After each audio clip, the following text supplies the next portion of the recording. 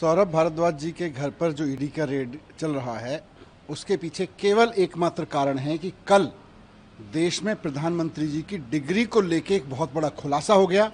देश के सामने आ गया कि प्रधानमंत्री जी की डिग्री झूठी है। देश के सामने आ गया कि प्रधानमंत्री जी ने डिग्री को लेकर झूठ बोला, भारतीय जनता पार्टी ने प्रधानमंत्री जी की डिग्री को लेकर झूठ बोला। तो अब इस फजीहत से ध्यान कैसे भटकाया जाए? चलो किसी के यहाँ रेड कर देते हैं। ईडी वालों को पूछा जी कोई केस होगा, रेड बताओ किसके यहाँ करनी है।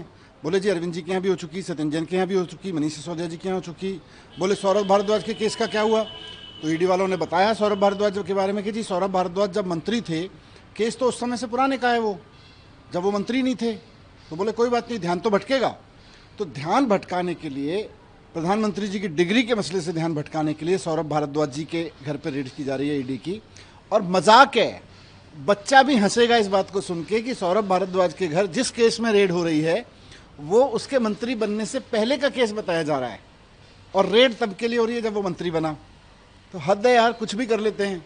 मतलब ध्यान भटकाना है, थोड़ा जवाब दे देते हैं, हाँ जी डिग्री के बारे में गलती हो गई हमसे, या डिग्री का सच ये है। यूनिवर्सिटी के लोग आके कह देते डिग्री पे बात नहीं करेंगे, फर्जी केस करेंगे। तो इनकी डिग्री भी फर्जी, इनके केस भी फर्जी। सत्येंद्र जैन का केस जैसे देखा आपने, सारा का सारा केस फर्जी निकला, वैसे ही इनके सारे केस भी फर्जी निकलेंगे और अंत में देखना सब फर्जी निकलेंगे भारतीय जनता पार्टी के लोग।